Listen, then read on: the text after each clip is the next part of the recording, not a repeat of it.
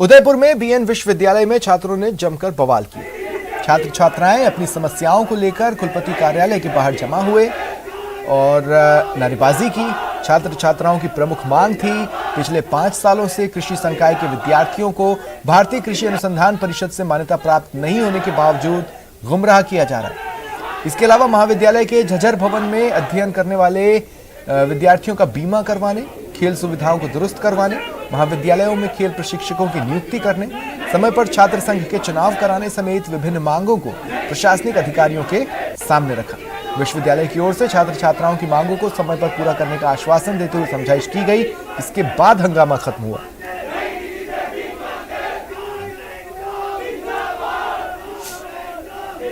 लोग बाहर का कोई भी पेपर नहीं दे सकते, मतलब आउट ऑफ राजस्थान हम लोग कोई भी पेपर नहीं दे सकते, जिसके लिए कॉलेज को आईसीआर की मान्यता चाहिए।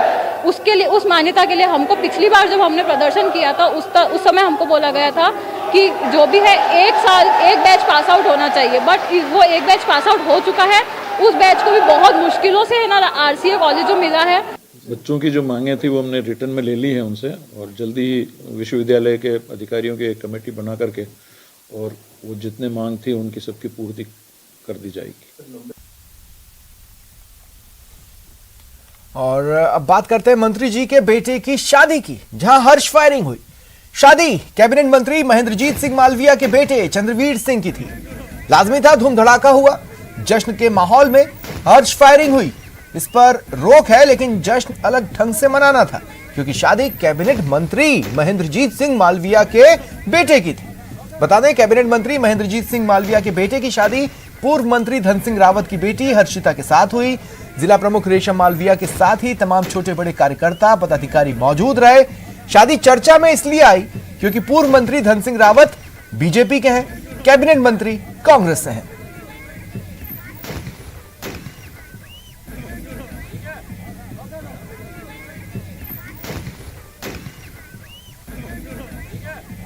तो 2 तस्वीरें देखिए आप, रिसेप्शन की ये तस्वीरें और दूसरी तरफ उसी रिसेप्शन में हुई हर्ष फायरिंग। देखिए, कानूनन जुर्म है और आप संख्या गिनिए बंदूकों की, गोलियों की तड़तड़ाहट सुनिए, आवाज सुनिए और आपको समझ में आ जाएगा कि ऐसा हो ही नहीं सकता कि मेहमानों की, मेजबानों की नजर इस ओर न गई हो। लेकिन मामला माननीय का, इसलिए कानून ताक पर, लेकिन सब तरफ चुप्पी। वीडियो वायरल है।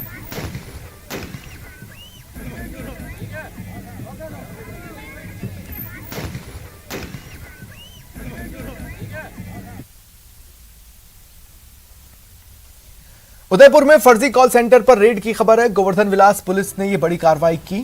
फर्जी कॉल सेंटर की सूचना पर वहां पर छापेमारी की गई। 11 लड़के और लड़कियां पकड़े गए हैं, साथ ही 11 कंप्यूटर जब्त किए गए। बताया जा रहा है कि यहां लोन के नाम पर ये फर्जीवाड़ा करते थे और इनके निशाने पर होते थे विदेशी लोग, अमेरिकी लोग।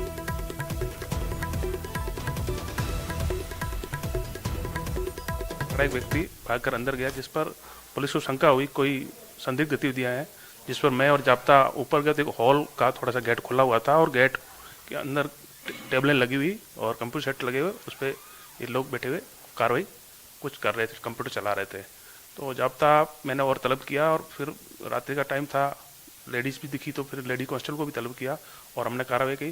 तो ये पाया कि ये लोग जो विदेशों में बैठे हैं, अमेरिकी मेनली इनके टारगेट होते हैं, उनके डाटा ये लेते हैं और उस डाटा का फिर उन व्यक्तियों को सेंड करके वो कहते हैं तुमने लोन कराया था, इस तरह से उसको डरा धमका कर उनसे क्रिप्टो करेंसी बिटकॉइन के नाम से अपने खाते में ट्रांसफर कराते हैं। इस प्रकार ये लोग विदेशी लोगों से।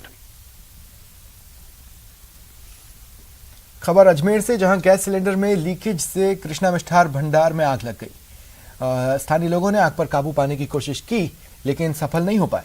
देखते ही देखते आग ने विकराल रूप ले लिया।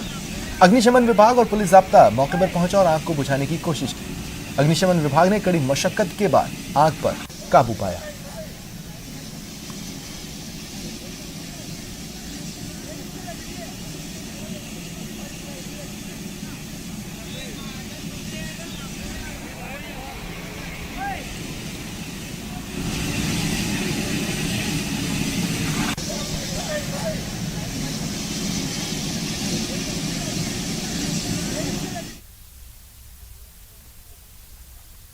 बात गांव के रण की। दूसरे चरण के लिए कल मतदान है।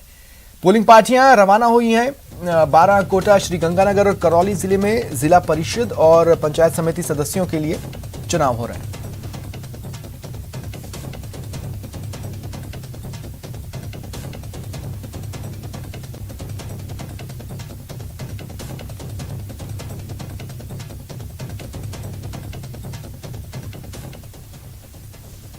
बात 12 की, जहां ग्रामीणों ने पंचायत चुनाव के बहिष्कार की घोषणा की। शाहबाद पंचायत के गिगचा ग्राम वासियों ने चुनावों के बहिष्कार का ऐलान किया।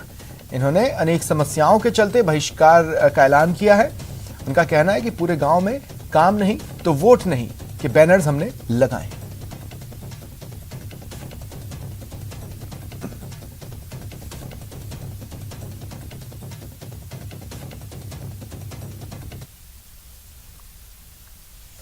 पीसीसी चीफ गोविंद सिंह डोटासरा ने मंत्री पद से इस्तीफे के बाद कहा कि अब अच्छा महसूस कर रहा हूं, संगठन में अच्छे से काम कर पा रहा हूं। उन्होंने केंद्रीय मंत्री शेखावत पर भी निशाना साधा। लोगों के साथ मिलकर के उनके काम कराना, कार्यकर्ताओं का सम्मान देना, कांग्रेस कार्यकर्ताओं के लिए, नेताओं के लिए प्रशिक्षण के कार्यक्रम तैयार हो रहे हैं। दिसंबर में स्टेट लेवल का हो रहा है, फिर जनवरी में हम जिला लेवल का प्रशिक्षण 3-3 दिन का कार्यक्रम करेंगे। फिर हम लोग ब्लॉक में जाएंगे। हम लोग हमारी सरकार की अच्छी योजनाओं को लोगों का लाभ मिले, इसके लिए पूरा संगठन प्रयास करेगा। और भारतीय जनता पार्टी और एनडीए और मोदी और अमित शाह की गलत नीतियों का विरोध करके लोगों को जागृत करना। 31 दिसंबर तक आपको पता है जन जागरण अभियान महंगाई के खिलाफ है। इतनी बड़ी महारैली यहाँ पर राहुल जी, सोनिया जी और प्रियंका जी, सब लोग पूरे देश हिंदुस्तान के लोग आए हैं। तो ये शंखनाद 2024 में मोदी को हटाने के लिए और महंगाई घटाने के लिए जो हमने दिया है, वो मैं समझता हूं कि ऐतिहासिक हमारे। बात करते हैं मंत्री दरबार की। प्रदेश कांग्रेस कार्यालय में फिर से जनता दरबार लगेगा। 15 दिसंबर से फिर से जन सुनवाई का दौर शुरू हो रहा है। अलग अलग विभागों के मंत्री अलग अलग दिन प्रदेश कांग्रेस कार्यालय में जन सुनवाई करेंगे। करीब 21 महीने बाद पीसीसी में जन सुनवाई की व्यवस्था हो रही है। इसके तहत सरकार के मंत्री सप्ताह के शुरुआती 3 दिन सोमवार, मंगलवार, बुधवार को प्रदेश कांग्रेस कार्यालय में जन सुनवाई करेंगे। हर रोज सुबह 11 से 2 बजे तक मंत्री और पदाधिकारी कार्यालय में बैठेंगे, आम लोगों की समस्याएं, शिकायतें सुनेंगे। पार्टी की तरफ से 11 जनवरी 2021 तक का सुनवाई का कार्यक्रम तय हो चुका है। कोरोना संक्रमण के चलते पीसीसी में फरवरी 2020 में मंत्रियों की जन सुनवाई बंद हो गई थी। अब फिर से ये व्यवस्था शुरू की जा रही है।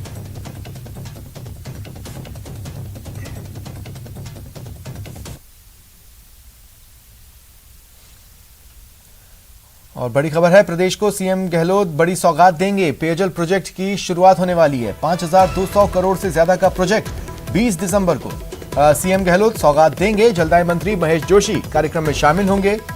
सभी सांसद और विधायकों को कार्यक्रम में इनवाइट किया गया है। पीएचईडी एसीएस सुधांशु पंत इसमें मौजूद रहेंगे। पीएचईडी के मुख्य अभियंता कार्यक्रम में उपस्थित रहेंगे।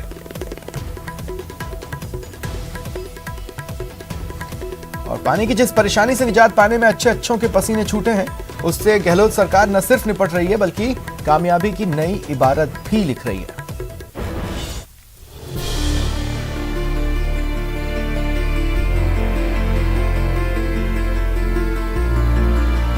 लगभग 54,000 करोड़ रुपए की लागत से 80 लाख परिवारों को हर घर नल कनेक्शन इस स्कीम के तहत जोड़ा जाएगा। जब ये स्कीम लागू हुई थी उससे पहले लगभग 11 लाख जो घर हैं उनके अंदर कनेक्शन था नल का। आप में से कुछ लोग भले ही जलदाय मंत्री की जुबान से निकले इस दावे को सरकार का बयान मानकर इसे कमतर आंक रहे हों, लेकिन आंकड़े मंत्री महेश जोशी के बयान पर मुहर लगा रहे हैं। 4,700 करोड़ रुपए की लागत से 12 नई पेयजल परियोजनाओं का काम, घर घर जल कनेक्शन के लिए 2,285 करोड़ रुपए की 6 परियोजनाएं, 20 लाख ग्रामीण परिवारों को पेयजल कनेक्शन, 1,032 करोड़ रुपए की चंबल भीलवाड़ा पेयजल परियोजना, कुंभाराम लिफ्ट परियोजना से 1,133 गांव और 18 कस्बों को जोड़ने का काम, पूर्वी राजस्थान नहर परियोजना के लिए 320 करोड़ रुपए, परवन वृहद सिंचाई परियोजना में 885 करोड़ रुपए। आंकड़े बता रहे हैं कि इस साल भी पेयजल योजनाएं गहलोत सरकार की प्राथमिकता में पहले नंबर पर रही है। 30 लाख जो परिवारों के लिए लगभग हमने इसके वित्तीय और प्रशासनिक स्वीकृति हम जारी कर चुके हैं और मैं उम्मीद करके चलता हूं कि 2024 का जो लक्ष्य दिया हुआ है, इस लक्ष्य के तहत हम पूरे 80 लाख परिवारों को हर घर नल कनेक्शन लगा देंगे। जल जीवन मिशन में सोलर सिस्टम से पानी की सप्लाई व्यवस्था पर जोर दिया जा रहा है। नए वाटर बैंक बनाकर के नदियों और नहरों के पानी के संग्रहण के भी प्रयास शुरू किए गए हैं, जिसका नतीजा भी दिखने लगा है, लेकिन अभी भी काफी कुछ किया जाना बाकी है। हम कोशिश कर रहे हैं हर घर कनेक्शन लगे।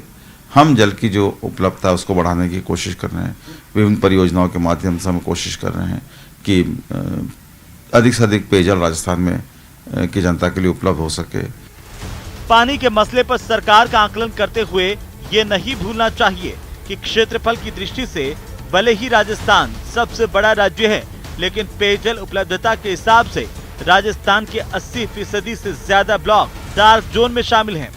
पेयजल संकट के मामले में राजस्थान को एक तरफ तो प्रकृति की मार झेलनी पड़ रही है, दूसरी तरफ केंद्र सरकार के साथ चल रहे फंडिंग विवाद के कारण पेयजल परियोजनाएं समय पर पूरी नहीं हो पा रही हैं।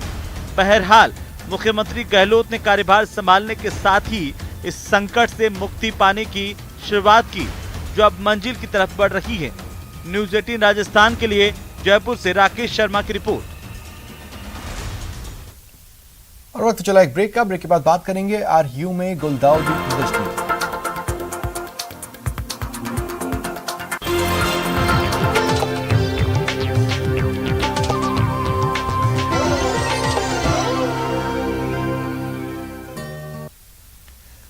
और अब खबर सैनिक को सम्मान की। कुन्नूर हेलीकॉप्टर दुर्घटना में शहीद हुए स्क्वाड्रन लीडर कुलदीप सिंह के परिवार को मुख्यमंत्री अशोक गहलोत ने 1 करोड़ रुपए की आर्थिक सहायता की घोषणा की है। कुलदीप सिंह दुर्घटनाग्रस्त हुए हेलीकॉप्टर के को पायलट थे। वे झुंझुनू जिले के घडराना गांव के निवासी थे। सीएम गहलोत ने उनकी शहादत को नमन करते हुए उनके परिवार को आर्थिक संबल के लिए यह बड़ी घोषणा की। पिछले दिनों 8 दिसंबर को कुन्नूर में भारतीय वायुसेना का हेलीकॉप्टर क्रैश हुआ था, जिसमें CDS बिपिन रावत समेत 13 सैन्य अधिकारियों और जवानों की शहादत सामने आई थी।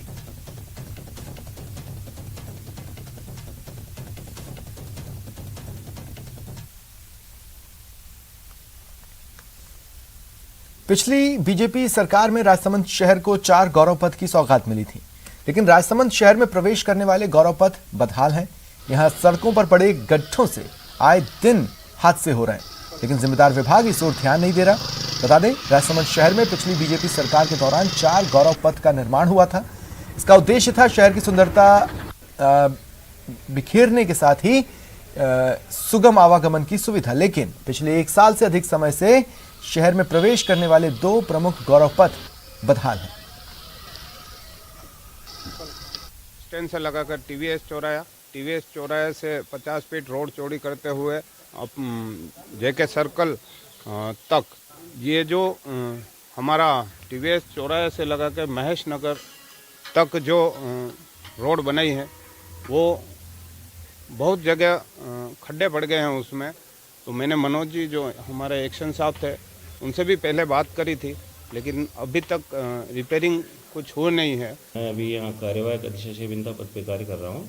आपके मार्फत हमें पता चला है कि भी गौरव पथ में कुछ खड्डे हो रहे हैं, तो हम जल्दी समय को पाबंद कर देते हैं और विदिन 10 डेज हम आपको इसका रिप्लाई करके उसको खड्डों को दुरुस्तीकरण का कार्य करा देते हैं। शहर में जो अन्य PWD की सड़कें हैं, जो भी अन्य PWD की सड़कें हैं, सभी पे तुरंत अभी मिशन भाव से लेके हम एक बार पेचवर्क का कार्य करा के जनता को राहत पहुँचे। राजस्थान यूनिवर्सिटी में आज से गुलदाउदी प्रदर्शनी की शुरुआत हुई। आयुर्वेद एवं तकनीकी शिक्षा मंत्री डॉक्टर सुभाष गर्ग ने प्रदर्शनी का शुभारंभ किया।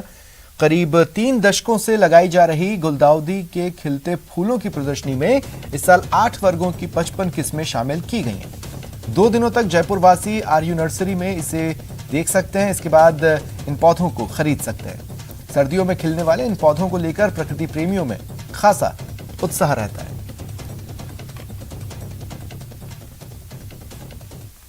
तो ये जो यूजेस हैं जो इन प्लांट्स के और इन फूलों के, इसको एक मैं तो ये मानता हूँ कि ट्रेड के पैटर्न पर कमर्शियल एक क्रॉप के लीजिए कमर्शियल एक उसके रूप में इसको डेवलप करने की ज़रूरत है। तो उस रूप में इसमें काफ़ी संभावना है और राजस्थान के किसानों को हम निश्चित रूप से इस मामले में प्रेरित करेंगे और उनको इस बात के लिए प्रेरित करेंगे कि वो मेडिसिनल प्लांट जो हैं या इस तरह के जो फूलों के जो प्लांट्स हैं जिनका कमर्शियल बेसिस पर डेवलप करते हुए वो अपनी आय को दुगनी कर सकते हैं। की 35वीं ये प्रदर्शनी थी।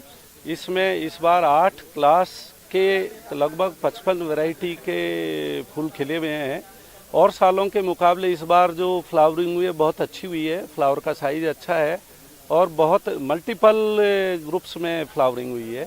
इसकी आज और कल आम शहरी के लिए 10 से और 4 बजे तक प्रदर्शनी रहेगी। कल भी 10 से 4 बजे तक रहेगी और 16 तारीख को सुबह 9 बजे से 3 बजे तक इसकी सेल रहेगी। इसमें लगभग 3500 पॉट्स हैं। हर एक pot with plant with pot, उसकी जो कॉस्ट है पिछले सालों की तरह इस बार भी 100 रुपये रखी गई। फिलहाल इतना ही। नमस्कार।